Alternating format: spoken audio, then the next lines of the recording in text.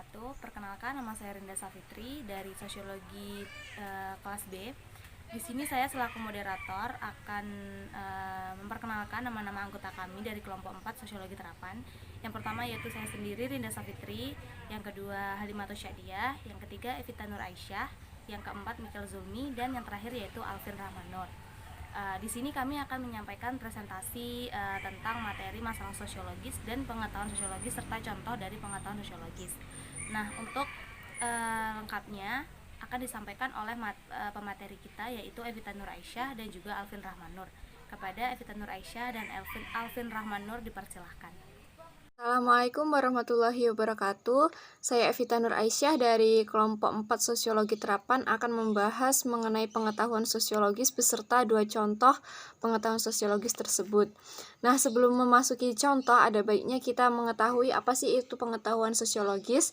Nah, pengetahuan sosiologis itu adalah pengetahuan ilmiah hasil penelitian para ahli sosiologi atau para ahli sosiolog tentang suatu fenomena sosial, yang mana pengetahuan sosiologis ini merupakan pengetahuan ilmiah, pengetahuan yang benar-benar terbukti atau benar-benar terjadi, yang sudah dibuktikan oleh para ahli sosiolog, yang mana itu disebut empiris.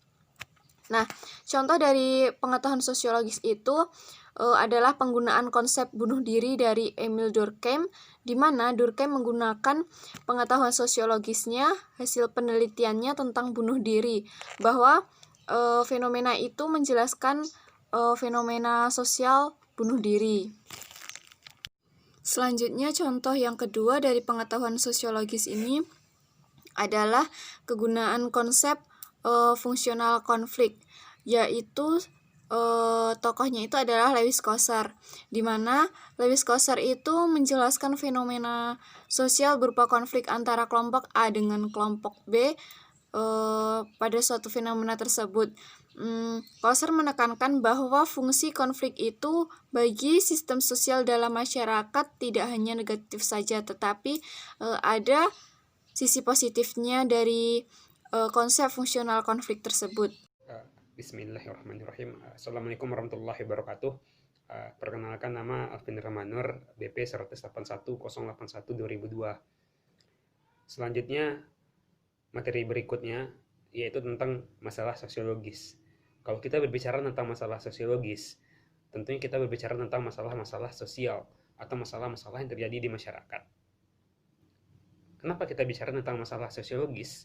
Karena masalah sosial yang terjadi ini menghambat aktivitas kita, menghambat keseharian kita seperti biasanya.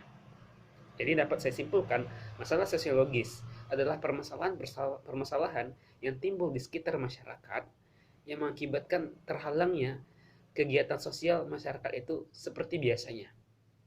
Contohnya saja, COVID-19. COVID-19 ini adalah masalah sosial, bahkan ini adalah masalah yang besar. Kenapa?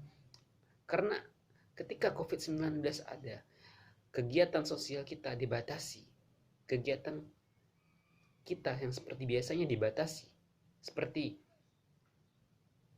diberlakukannya PSBB ketika bulan Ramadan kemarin, diberlakukan yang karantina wilayah, diberlakukan hal-hal lain sebagainya. Inilah yang menghambat permasalahan-permasalahan sehingga dia dikatakan masalah sosial. Lain halnya dengan masalah COVID-19.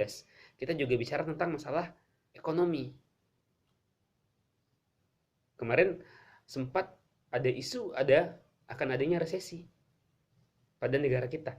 Nah, ini kan masalah sosial karena dampak dari COVID-19 tadi.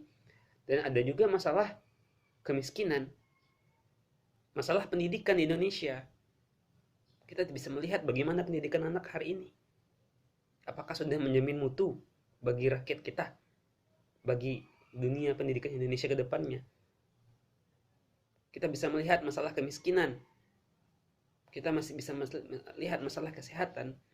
Dan kalaupun itu semua tidak stabil, dan kalau itu semua proses sosial tidak berjalan seperti biasanya, maka ini bisa dikatakan adalah suatu masalah sosial. Oke, saya rasa cukup, bisa dicerna, bisa dipahami dengan baik. Terima kasih. Wabillahi taufiq wal hidayah. Assalamualaikum warahmatullahi wabarakatuh.